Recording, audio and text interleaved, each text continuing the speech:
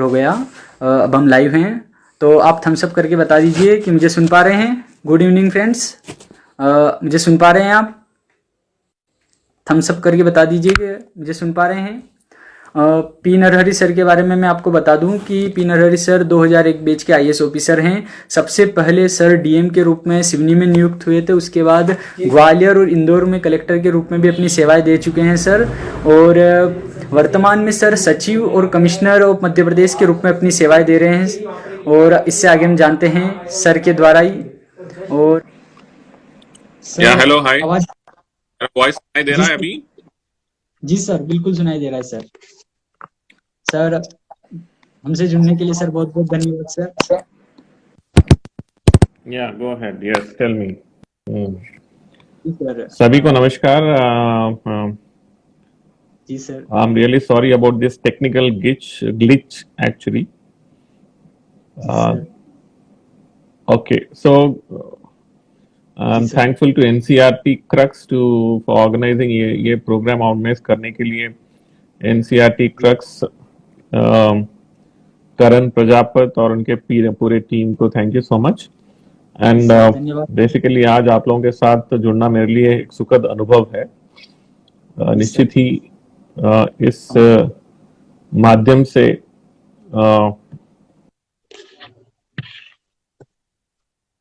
जी sir, exams और otherwise भी student community से जुड़ने का ये बहुत ही अच्छा माध्यम है। तो जी सर, आप चाहेंगे कैसे आप इसका इंटरेक्शन को आगे बढ़ाना चाहते हैं, बताइए।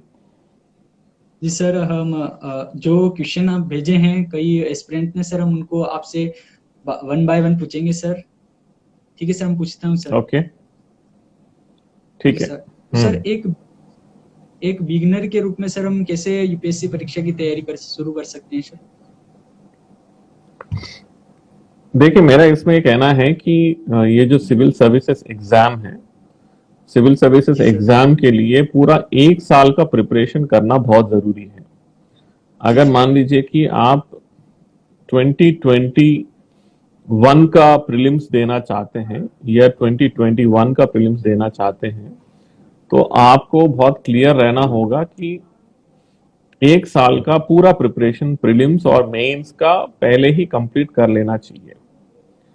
तो मेरा ये कहना रहता है हमेशा कि 1 साल आप पहले प्रिपरेशन कंप्लीट कर ले, यानी कि वर्ष 2020 पूरा साल भर जो है आपको प्रिपरेशन कर लेना चाहिए। एंड इसमें मेरा ये रहता है कि जैसे प्रीलिम्स और मेंस का जो एंटायर सिलेबस है, इसका कोचिंग आपको जनवरी से लेके दिसंबर तक ले लेना चाहिए। जनवरी से लेके दिसंबर तक, यानी कि मेरा ये कहना है कि अगर 2021 कोई प्रीलिम्स लिखना चाहते हैं और अभी तक कोई प्रिपरेशन की तैयारी ही नहीं किया है, तो कृपया अगर 2021 मत लिखें, आप 2022 का प्रीलिम्स लिखें, क्योंकि इस साल मुश्किल से 3 महीने बचे हैं। जी सर। और नेक्स्ट ईयर प्रीलिम्स जो है वो मई में ही होने की संभावना है। केवल इस साल अक्टूबर में प्रीलिम्स आज हुए हैं, लेकिन नेक्स्ट ईयर ऐसा नहीं होने वाला है। ऐसे में तो जनवरी से लेके दिसंबर तक मेरा हमेशा ही कहना रहता है कि प्रीलिम्स से लेके मेंस कंप्लीट सिलेबस जो है आपको कंप्लीट कर लेना चाहिए। फिर जैसे मैंने बोला कि 2022 का प्रीलिम्स लिखने वालों के लिए फिर जनवरी 21 से लेके मई 2022 तक आपको रिवीजन कर लेना चाहिए। तो ये एक स्ट्रेटजी के रूप में अगर आप चलेंगे तो ही बेहतर रहेगा। आप अगर जल्दबाजी में एक अटेम्प्ट देने के चक्कर में बिना प्रिपरेशन का सिविल सर्विसेज का एग्जाम लिखने का भी प्रयास करेंगे तो उससे फायदा नहीं हो पाएगा। इसलिए मेरा ये कहना है कि 1 ईयर कंप्लीट आपको इसके लिए डेडिकेशन के साथ आपको इसमें लगना होगा। यस जी सर, इसमें जो स्ट्रेटजी बनाने का जो फॉर्मेट होता है सर, जैसे आपने सर स्ट्रेटजी के बारे में बताया, तो सर हम इसे किस फॉर्मेट के रूप में बना सकते हैं सर?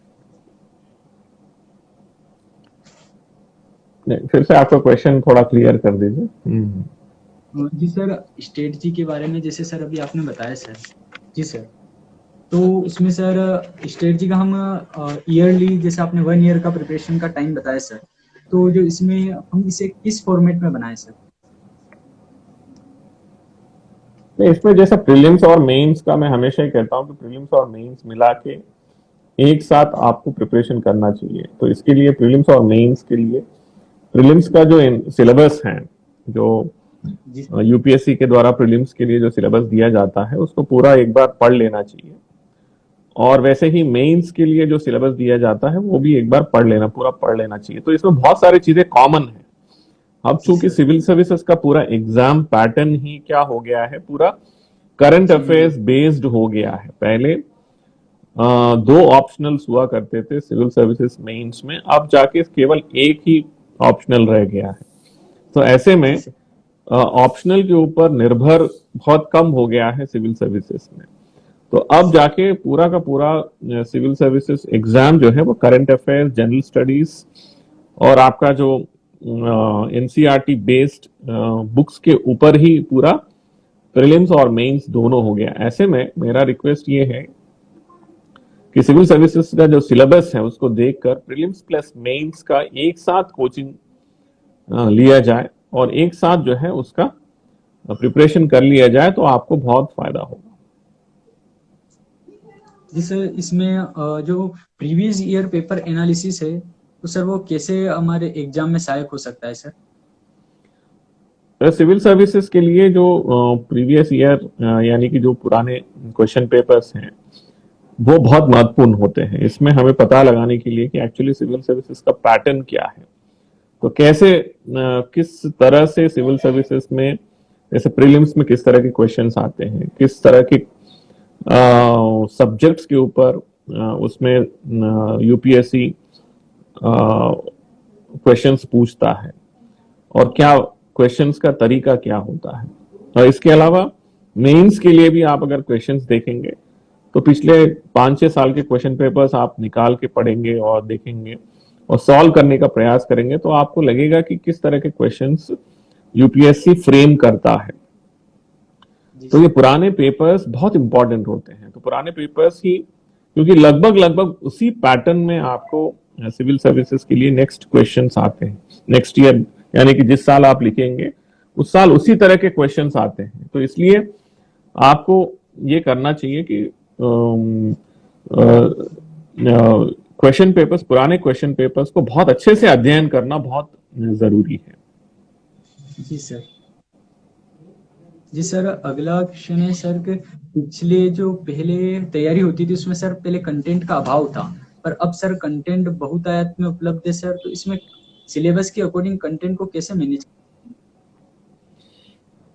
देखिए, इसमें मेरा सिंपल, वैसे तो मैंने 2000 ईयर का एग्जाम लिखा है। मैं लेटेस्ट एग्जाम के संदर्भ में आप लोगों को जो अभी जो क्वालिफाई किए हैं उनसे ज्यादा बात करना चाहिए, but by and large civil services exam के लिए एक चीज याद रखना बहुत जरूरी है कि आप जब भी एनसीईआरटी बुक्स पढ़ते हैं या फिर जो भी टेक्स्ट बुक्स पढ़ते हैं तो उसमें आपको ये देखना जरूरी है कि आप सब्जेक्ट को समझ रहे हैं। कोई भी चीज जो है बाय हार्ट करना या फिर उसको ना समझते हुए भी मतलब दिमाग में कहीं स्थापित करने से अच्छा आप सब्जेक्ट को समझ ले, क्योंकि यूपीएससी हमेशा यही देखता है कि आपकी समझने की शक्ति कितनी है, आप कितना समझते हैं सब्जेक्ट को, और उसके आधार पर आप अपना खुद का नोट तैयार कर लीजिए। हमेशा खुद के नोट्स तैयार कर लेना चाहिए, क्योंकि रिवीजन जब हम करते हैं बाद में तो पूरा पढ़ने की आवश्यकता नहीं पड़ेगी। तो आपको रिवीजन में जो चीजें आपने देखा है, जो आपने रिवीजन में जो नोट्स आपने अपने स्तर से तैयार कर लिया है, वही चीजें आपको उपयोगी रहेंगे। इसलिए रिवीजन के लिए आपके खुद के नोट्स होना चाहिए ताकि आपको पूरा सिलेबस नए सिरे से पढ़ने की कोई आवश्यकता नहीं रहेगी।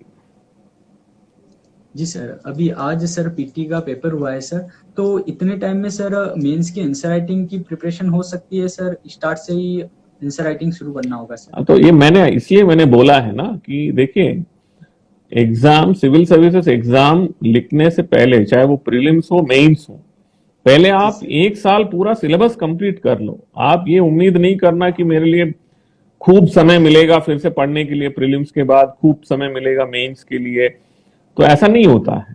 तो इसलिए बेहतर ये है, जो मैंने शुरुआत में ही कहा है, कि आप प्रीलिम्स और मेंस का सिलेबस एक बार एक झटके में एक साल भर में पूरा कंप्लीट कर लीजिए।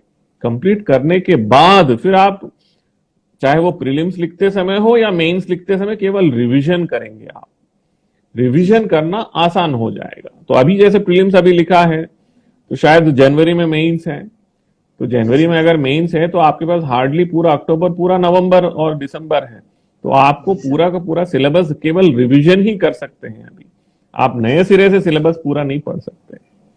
तो इसलिए पहले सिविल सर्विसेज के लिए प्रीलिम्स लिखने से पहले आपको मेंस का भी सिलेबस पूरा कंप्लीट करके रख लेना चाहिए। जी सर।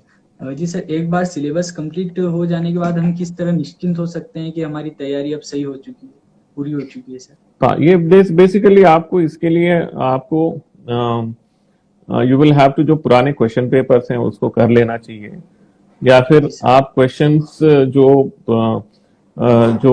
हाइपोथेटिकल क्वेश्चंस के ऊपर आप जवाब लिख के किसी सीनियर्स को या अपने टीचर्स को उनको दिखाना चाहिए कि ये इस तरह से मैंने आंसर्स लिखा है, क्या ये सही आंसर्स हैं या इसमें कोई चेंज करना चाहिए।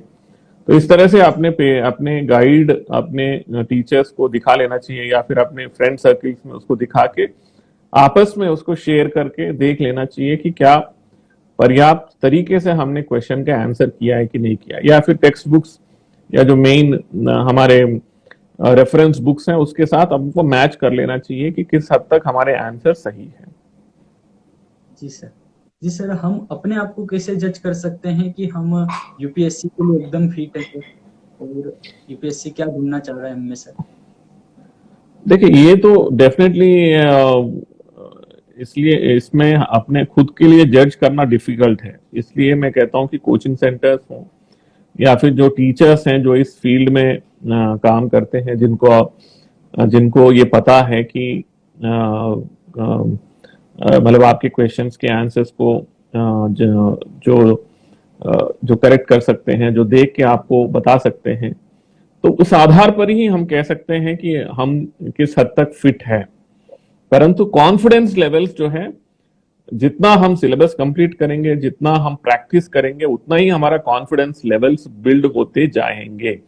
तो हमारे कॉन्फिडेंस लेवल्स को बढ़ाने का हमें पूरा प्रयास करते रहना चाहिए, जिसके आधार पर हम अपने आप को जो है सिविल सर्विसेज के लिए फिट बना लेंगे। जी सर। जी सर, आपको सब कैसे लगा था पहले कि मुझे अब आईएएस एग्जाम देना चाहिए सर?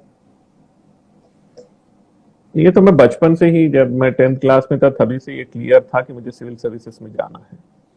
तो मैंने 11th और 12th किया, उसके बाद मैं अपने गांव से इंजीनियरिंग करने हैदराबाद आया, और हैदराबाद में इंजीनियरिंग करते समय इंजीनियरिंग के साथ साथ सिविल सर्विसेज के लिए जितने सारे जैसे सीनियर्स हैं, जो लोग सिविल सर्विसेज के लिए, जिन्होंने अपना सिविल सर्विसेज के लिए जिन्होंने ऑलरेडी प्रीलिम्स दिया, मेंस दिया, उनके साथ जाके बैठते थे, उनसे समझ लेते थे कि पैटर्न क्या होता है, कैसे जी लिखना सर। चाहिए, क्या इसमें किस तरह के क्वेश्चंस आते हैं, कौन कौन से बुक्स पढ़ना चाहिए। तो वो 4 साल का जो इंजीनियरिंग है, पूरी तरह से मैंने सिविल सर्विसेज के लिए बुक्स खरीद के, एनसीईआरटी के बुक्स खरीद के नोट्स बनाना चालू कर दिया था। जब 4 साल के बाद जब मैंने इंजीनियरिंग कंप्लीट की, फिर मैंने इंडियन इंजीनियरिंग सर्विसेज दिया। फिर फर्स्ट ईयर ही मेरा सिलेक्शन हो गया। फिर नेक्स्ट ईयर मैंने पूरी तरीके से मैंने सिविल सर्विसेज के लिए ध्यान लगाया, और उससे पहले जैसे मैंने कहा कि एक साल पूरा जो है मैंने सिलेबस कंप्लीट कर दिया था। तो उससे फायदा ये हुआ कि प्रीलिम्स फर्स्ट, मतलब यानी कि मेरा सेकंड अटेम्प्ट में प्रीलिम्स हो गया, मेंस हो गया, इंटरव्यू हो गया, और आईएएस भी मिल गया एक झटके में, पूरा एक साथ।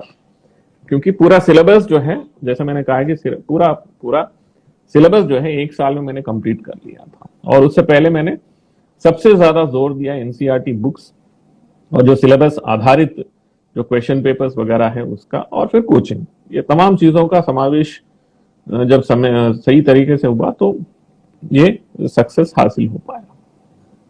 जी सर। जी सर, पढ़ाई में कैसे कंसिस्टेंसी बना के रखें? पढ़ाई में कंसिस्टेंसी के लिए बहुत इंपॉर्टेंट ये है कि आपको टाइम टेबल होना चाहिए। आपके पास एक अच्छा टाइम टेबल होना चाहिए कि आपका डेली शेड्यूल होना चाहिए, वीकली शेड्यूल होना चाहिए और मंथली शेड्यूल होना चाहिए।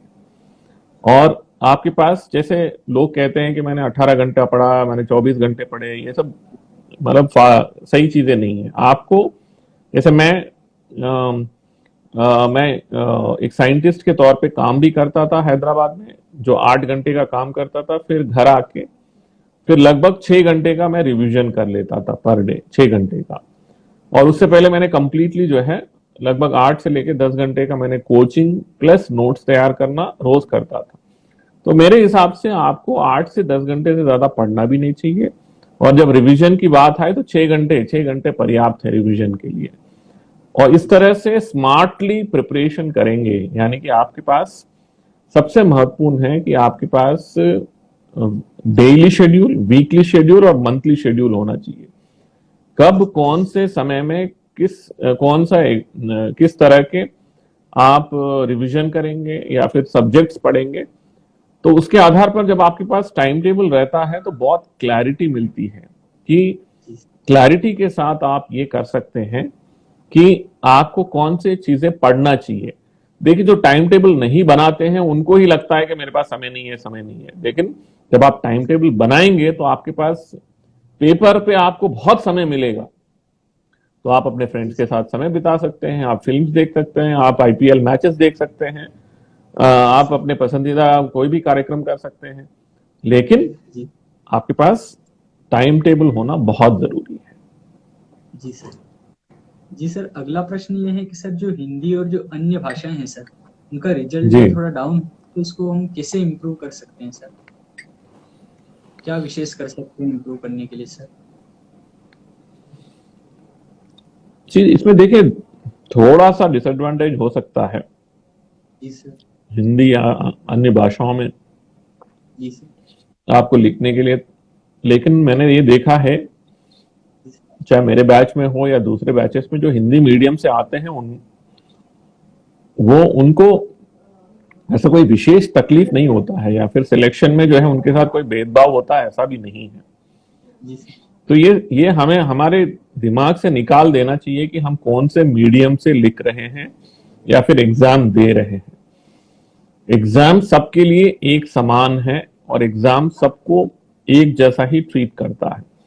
इसलिए हमें जोर देना चाहिए हमारे प्रिपरेशन के ऊपर। हमारा प्रिपरेशन क्या अच्छा है, हमारा प्रिपरेशन पर्याप्त है, क्या हम पर्याप्त मेहनत करके एग्जाम लिख रहे हैं, ये देखना बहुत इंपॉर्टेंट है। जी सर। जी सर, इसमें सिविल सर्विस की तैयारी करने के लिए क्या डोज और डोंट्स है सर? क्या करना चाहिए और मतलब क्या नहीं करना चाहिए, किसे निगलेक्ट कर सकते हैं सर? मेरे हिसाब से सिविल सर्विसेज की तैयारी जो कर रहे हैं उनको एक तो बहुत इंपॉर्टेंट ये है कि फाइनेंशियली आपको अपने आप को निर्भर रखना चाहिए। अगर आप लोअर मिडिल क्लास फैमिली से हैं या मिडिल क्लास फैमिली से हैं तो आप कोई ना कोई जॉब जरूर करिए। आप 4 घंटे का, 6 घंटे का या पार्ट टाइम जॉब जो आप कर सकते हैं वो करते रहिए, नंबर 1। नंबर 2, अगर आप फाइनेंशियली ठीक है, आपके पेरेंट्स आपका कोचिंग और ये 2-3 साल का जो प्रिपरेशन का समय है इस दौरान आपको सपोर्ट करते हैं, आपको कोई दिक्कत नहीं है, तो आप फिर एडिशनल क्वालिफिकेशंस अर्जित करते रहिए। जैसे आपने मान लीजिए कि कोई बीएससी किया है, आप एमएससी भी करते रहिए, आप एडिशनल क्वालिफिकेशंस लेते रहिए, क्योंकि सिविल सर्विसेज कोई गारंटी नहीं देता है कि आप निश्चित ही पास हो जाएंगे, आप सिविल सर्विसेज क्रैक करेंगे आप। तो ये सिविल सर्विसेज भी एक और एग्जाम है, एक और अपना लक्ष्य प्राप्त करने के लिए या फिर एक करियर बनाने के लिए एक ऐसा मौका है, लेकिन ये अंतिम नहीं है, अपने आप में अंतिम नहीं है। इसलिए हमेशा विकल्प रखिए, आपके पास विकल्प होना चाहिए कि सिविल सर्विसेज अगर मैं क्लियर नहीं करूंगा तो मैं क्या करूंगा, उसके बाद में तो मुझे क्या करना होगा, तो मैं कौन से फील्ड में जाऊंगा, कौन से करियर में मैं चला जाऊंगा। तो इसलिए बेहतर यह है कि आपके पास विकल्प होना चाहिए। जब आपके पास विकल्प रहेंगे तो आपके कॉन्फिडेंस लेवल और बढ़ जाता है। जैसे मैं अपना ही उदाहरण देता हूं, तो जैसे मैंने इंजीनियरिंग किया, मैंने इंजीनियरिंग सर्विसेज का एग्जाम दिया तो सिलेक्ट हो गया, मैंने साइंटिस्ट पोस्ट के लिए अप्लाई किया तो सिलेक्ट हुआ, मैंने पब्लिक सेक्टर के लिए अप्लाई किया तो सिलेक्ट हो गया। तो मैंने एज साइंटिस्ट मैंने हैदराबाद में ही ज्वाइन किया, तो मैं कॉन्फिडेंट था कि देखो मेरे पास ऑलरेडी जॉब है, अब मैं सिविल सर्विसेज के लिए डट के और बेहतर और मेहनत करूंगा। तो ये जो कॉन्फिडेंस है ये हमारे अंदर आना बहुत जरूरी है। इस कॉन्फिडेंस को बनाए रखने के लिए हमें हमारे फाइनेंशियल स्टेटस के हिसाब से प्रयास करना होगा कि क्या मुझे जॉब करते हुए सिविल सर्विसेज देना है या फिर एडिशनल क्वालिफिकेशंस अर्जित करते हुए मुझे तैयारी करना है। जी सर। जी सर, इसमें किसी ने क्वेश्चन पूछा है कि क्या कोचिंग कंपलसरी है। मेरा कहना है कि कोचिंग आपको गाइड करता है, आपको कोचिंग जो है एक दिशा देता है। कोचिंग सेंटर वाले आपको बताते हैं कि एग्जाम का पैटर्न कैसा है, किन चीजों पे आपको ध्यान देना चाहिए, आजकल जो है कौन से मतलब क्वेश्चन पेपर्स में कौन से सब्जेक्ट्स के ऊपर सबसे ज्यादा जोर दे रहे हैं, चाहे हिस्ट्री हो, ज्योग्राफी हो या पॉलिटी हो, या कौन से चीजें हमें ज्यादा जिसके ऊपर निर्भर रहना है, ये कोचिंग सेंटर के माध्यम से हमको पता चलता है। और वहां पे आपको अच्छे स्टूडेंट्स भी मिलेंगे जो इस सिविल सर्विसेज के लिए तैयारी कर रहे हैं। तो मेरे हिसाब से कोचिंग जो है लेना जरूरी है, परंतु ये भी देख ले कि आपका फाइनेंशियल स्टेटस इसको सपोर्ट करता है या नहीं करता है, तो ये भी देखना बहुत जरूरी है। फाइनेंशियल स्टेटस सपोर्ट करता है तो बहुत ही अच्छा है कि आप कोचिंग ले ही ले। जी सर, एक क्वेश्चन है, what are the key skill that an aspirant should develop during preparation phase? इसमें बहुत इंपॉर्टेंट है कि अपना पर्सनालिटी को जो है उस हिसाब से अपने को मोल्ड करना चाहिए। पर्सनालिटी जो एक सिविल सर्विसेज के लिए जो आवश्यक है, मैं इस बात को हमेशा कहता हूं कि जैसे अगर 100 मीटर्स रेस में भाग लेना है और अगर आपको रेसलर बनना है, दोनों चीजें अलग अलग हैं, स्पोर्ट्स हैं लेकिन दो अलग अलग चीजें हैं। आपको एक स्प्रिंटर बनना है, यानी कि अगर आपको सिविल सर्विसेज की जैसे एग्जाम में जाना है तो आपको हम अपने पर्सनैलिटी पे ध्यान देना चाहिए, यानी कि अपने व्यक्तित्व पे ध्यान देना चाहिए। अपना व्यक्तित्व पॉजिटिव व्यक्तित्व होना चाहिए, सकारात्मकता के साथ में हमेशा जो है कुछ करने के जज्बे वाला व्यक्तित्व होना चाहिए और समस्याओं को सुलझाने वाला व्यक्तित्व होना चाहिए, टीम वर्क करने वाला व्यक्तित्व होना चाहिए। इस तरह का व्यक्तित्व निर्माण अगर आप कर लेंगे तो आपका पर्सनैलिटी जो है पॉजिटिव रहेगा। और जब आप इंटरव्यू के लिए जाएंगे तो बेसिकली इस यूपीएससी इंटरव्यू में यही देखते हैं कि आप क्या एक अच्छा टीम वर्क कर सकते हैं, अपने टीम को साथ में लेकर चल सकते हैं, आप फील्ड वर्क के लिए उपयुक्त हैं, आप क्या मतलब सभी से मुस्कुराते हुए, हंसते हुए, मुस्कुराते हुए सभी को साथ में लेके काम कर सकते हैं। तो आपका पर्सनैलिटी क्या पॉजिटिव पर्सनैलिटी है कि नहीं, क्या आप समस्याओं में अपने आप को बाहर निकाल कर, अपने टीम को बाहर निकाल के काम करने वाला व्यक्तित्व है, या फिर आप नेगेटिव माइंडसेट के साथ अपने आप के साथ में टीम को मतलब नेगेटिविटी में ले जाएंगे। क्योंकि बड़े बड़े प्रोजेक्ट्स हैंडल करना पड़ता है सिविल सर्विसेज में, आपको बहुत सारे स्कीम्स का इंप्लीमेंटेशन करना पड़ता है, आप लॉ एंड ऑर्डर सिचुएशन से गुजरना पड़ता है। तो ऐसे में क्या आपके अंदर वो मेंटल स्ट्रेंथ है जो एक सिविल सर्वेंट के लिए आवश्यक है? तो इन तमाम चीजों को देखते हैं, इसलिए अपने आप को 100% एक कॉन्फिडेंट और एक सकारात्मक पर्सनैलिटी वाला व्यक्तित्व निर्माण करते हुए हमको आगे बढ़ना चाहिए। इसलिए ये जो कॉलेज का समय रहता है, कॉलेज का जो समय रहता है, आप इंजीनियरिंग कर रहे हैं, आप डिग्री कर रहे हैं, ये तो 3 से लेकर 4 साल का जो समय रहता है, इस दौरान आपको पब्लिक स्पीकिंग के ऊपर ध्यान देना चाहिए। आपको debates, elocution, public speaking, dance, drama, painting, जितने भी आप एक्स्ट्रा करिकुलर एक्टिविटीज आप कर सकते हैं उन सभी में भाग लीजिए। इनके भाग लेने की वजह से आपका व्यक्तित्व सकारात्मक और बेहतर निर्माण होता है, जो आपके लिए आगे चलकर यूपीएससी जैसे एग्जाम के लिए बहुत ही उपयुक्त हो जाता है। जी सर, लवासना जाना सर हर यूपीएससी एस्पिरेंट का ड्रीम होता है सर। सर लवासना के आपके ट्रेनिंग एक्सपीरियंस क्या रहे सर? नहीं, लवासना बहुत ही अच्छा ट्रेनिंग सेंटर है और मैं तो सिविल सर्विसेज में सिलेक्ट होने के बाद ही लवासना मुझे जाना हुआ। और लवासना में वहां पे मुख्य रूप से आपको फिजिकली और मेंटली स्ट्रांग और करने का प्रयास करते हैं। और लवासना में आपको फिजिकली और मेंटली, मैं इसलिए कह रहा हूं क्योंकि हम लोग बड़े मेहनत के बाद वहां पहुंचते हैं। पहुंचने के बाद हमको पढ़ाने से ज्यादा इस बात से जोर देते हैं कि आप टीम वर्क कैसे कर सकते हैं, आपको टीम वर्क के साथ कैसे काम करना चाहिए। आपको रोज दौड़ाते हैं, आपको ट्रैकिंग पे ले जाते हैं, आपको बहुत सारे कल्चरल एक्टिविटीज में भाग लेने के लिए आपको प्रोत्साहित करते हैं। ये तमाम चीजें, जैसे मैं कह रहा हूं, अगर यही चीजें आप कॉलेज में कर लेते हैं तो आपका जी सर। पर्सनैलिटी वैसे ही बन जाता है। तो वहां जाने के बाद और इन्हीं चीजों पे जोर देते हैं ताकि आप कठिन परिस्थितियों में भी अपने आप को संभल कर अपने टीम को साथ में लेकर काम करने की क्षमता आप रखते हैं, ऐसा वो वहां पे सिखाते हैं। तो बहुत ही अच्छा अनुभव रहता है लवासना का। जी सर।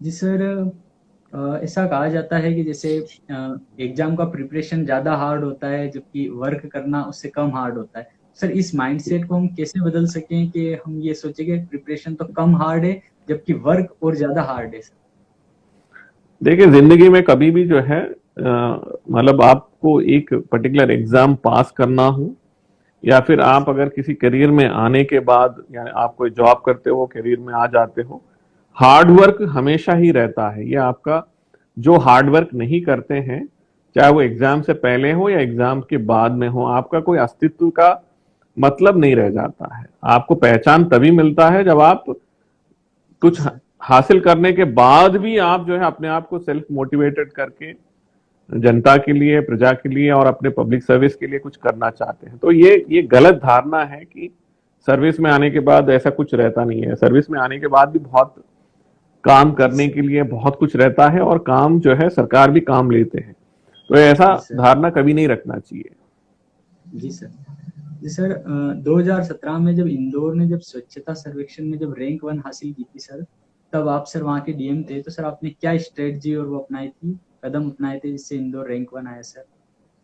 बेसिकली ये जो इंदौर नंबर 1 आने के पीछे जो है, जैसे मैं बार बार कह रहा हूं कि मैं, चाहे वो सिंगरौली कलेक्टर था जहां पे हमने व्यापक तौर पर भू अर्जन और विस्थापन का काम किया हो, जब मैं ग्वालियर कलेक्टर था जहां पे हमने बेटी बचाओ बेटी पढ़ाओ अभियान के अंतर्गत हमारी लाडली एक स्कीम ले आकर वहां पर लिंग परीक्षण और भ्रूण हत्याओं को कम करने का जो प्रयास किया, या फिर वहां पे सत्यमेव जयते तक हमने जो फिजिकली चैलेंज्ड व्यक्तियों के लिए और वहां पे रैंप, रेलिंग, इस तरह की व्यवस्थाएं बनाते हुए एक्सेसिबल इंडिया का जो उद्देश्य था उसको पूर्ण करने का प्रयास किया हो, या फिर इंदौर जैसे महानगर में हमने सबसे पहले इंदौर ग्रामीण क्षेत्र को स्वच्छता में ओपन डेफिकेशन फ्री इंदौर बनाना हो, उसके बाद में नंबर 1 सिटी बनाना हो। ये पूरा टीम वर्क है। यहाँ के अधिकारी जो, हमेशा ये हमको समझना चाहिए कि हमारा जो प्रजातांत्रिक व्यवस्था है इसमें हमारे जो जनप्रतिनिधि हैं और हम अधिकारी वर्ग और हमारा जो पूरा स्टाफ है, जो तंत्र जिसको हम कहते हैं वो, और जो जनता है, अगर सबको साथ में लेकर काम करने का प्रयास करते हैं तो ऐसे अभूतपूर्व रिजल्ट्स हमको देखने को मिलते हैं, जैसे कि इंदौर में नंबर 1 बनाने का जो प्रयास हुआ है। तो जब इंदौर नंबर बनाने के लिए जो लक्ष्य लेके चल रहे थे, पहले 2016 में जो स्वच्छता सर्वेक्षण हुआ था उसमें इंदौर 25th रैंक आया था। तो तब हमने इंदौर म्युनिसिपल कमिश्नर मनीष सिंह और इंदौर के मेयर और हम लोगों ने मिलकर जब हमने तय किया कि हम 25वें नंबर से लेके एक नंबर पे आना चाहिए, तो हमको क्या क्या करना चाहिए। तो उसका पूरा एक स्ट्रैटेजी बनाया, कि स्ट्रैटेजी इस तरह का स्ट्रैटेजी बनाया कि कौन से ऐसे काम करना चाहिए जिसकी वजह से हम नंबर 1 आ सकते हैं। तो उस स्ट्रैटेजी के अंतर्गत उस पे पूरा पेपर पे लिखा हुआ था कि कौन कौन से ऐसे विषयों पे हमें काम करना चाहिए। Door to door collection, segregation से लेके एक ऑडियो विजुअल और एक लोगों को मोटिवेट करने वाला एक सॉन्ग बनाना चाहिए, उसके आधार पर एक हो हल्ला सॉन्ग जिसको शान ने गाया। तो ये बहुत सारे चीजों का समावेश है जिसके आधार पर इंदौर नंबर 1 पोजीशन पे आया। तो मैं समझता हूं कि ये सोची समझी एक रणनीति के अंतर्गत ये काम हुआ है, और उसके बाद में जनता को जब समझ में आया कि ये हमारे लिए है, ये हमारा मतलब ये जो स्वच्छता है ये हमारे लिए है, और स्वच्छता की वजह से वातावरण न केवल स्वच्छ होता है परंतु हमारे स्वास्थ्य से संबंधित विषयों पर भी बहुत असर पड़ता है। तो जब जनता को इस बात को समझ में आए कि ये हमारे लिए है, और इसके साथ ही जब कॉरपोरेटर्स के बीच में एक कंपटीशन तैयार हुआ कि मेरा वार्ड सबसे स्वच्छ होना चाहिए, मेरा वार्ड सबसे स्वच्छ होना चाहिए, मैं अपने वार्ड को नंबर 1 बनाऊंगा, इस तरह के जो चीजें, एक कॉम्पिटिटिव स्पिरिट कॉरपोरेटर्स के बीच में और एक पॉजिटिव स्पिरिट जनता के बीच में आया, तो इंदौर नंबर 1 बनना ही था और बन गया। तो मैं ये समझता हूं कि हमें वो वातावरण निर्मित करना चाहिए, एक सिविल सर्वेंट होने के नाते हमें ऐसा वातावरण निर्मित करना चाहिए जो सबके लिए एक्सेप्टेबल हो। और जब सब अपना हित देखने लगते हैं कि ये मेरे हित के लिए और हमारे सबके हित के लिए है, तब जाकर इस तरह का वातावरण निर्मित होता है, और उसी का परिणाम है कि आज इंदौर 1 साल नहीं 4 साल से लगातार नंबर 1 बरकरार है। जी सर। जी सर, एक भारतीय नागरिक के रूप में सर हम अगर नौकरशाही में ना रहते हुए भी कैसे मदद कर सकते हैं? देखिए इसमें अगर आप पब्लिक सर्विस में नहीं है तब भी जो है आपको अच्छा काम करने के लिए कोई नहीं रोकेगा। आप किसी न किसी अच्छे एनजीओ के साथ जुड़ जाइए, आप किसी न किसी अच्छे एनजीओ के साथ जुड़ के आप काम कर सकते हैं। या फिर जैसे मैं कहता हूं कि जैसे स्वच्छ भारत मिशन के अंतर्गत ही बहुत सारे वॉलंटियर्स के रूप में आप अपने कार्य क्षेत्र में, म्युनिसिपैलिटीज में, म्युनिसिपल कॉर्पोरेशंस में आप वॉलंटियर के हैसियत से काम कर सकते हैं। आप अपना जो समय आपको मिलता है, जो आपके पास जो भी समय मिलता है, उस समय आप ऐसे स्वच्छता से संबंधित गतिविधियों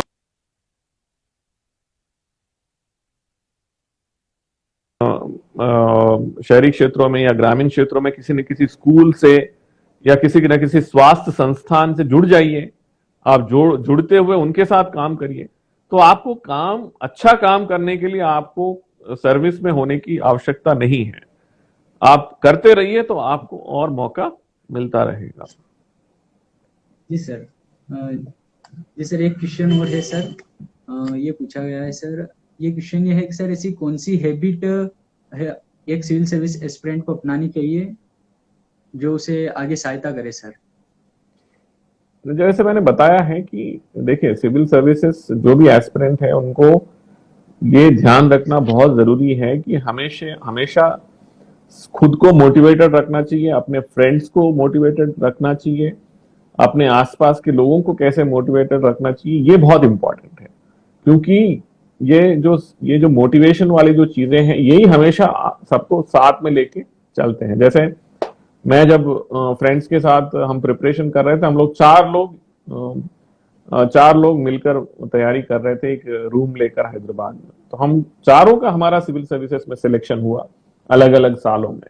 तो हम अपने आप को मोटिवेशन के साथ में अपने फ्रेंड्स को भी मोटिवेट करते हुए, हम एक दूसरे का मेंटरिंग करते हुए, कोई एक अच्छे सब्जेक्ट में एक सब्जेक्ट में अच्छा पढ़ता था, दूसरा कोई और सब्जेक्ट में माहिर था, तो एक दूसरे को नोट्स एक्सचेंज करते हुए, एक दूसरे को एक्सप्लेन करते हुए, इस तरह से अगर आप चलेंगे तो निश्चित ही आपके जितने भी फ्रेंड्स हैं सब लोग सिविल सर्विसेज के लिए या फिर जो भी कॉम्पिटिटिव एग्जाम के लिए आप प्रयास कर रहे हैं आप सिलेक्ट हो जाएंगे।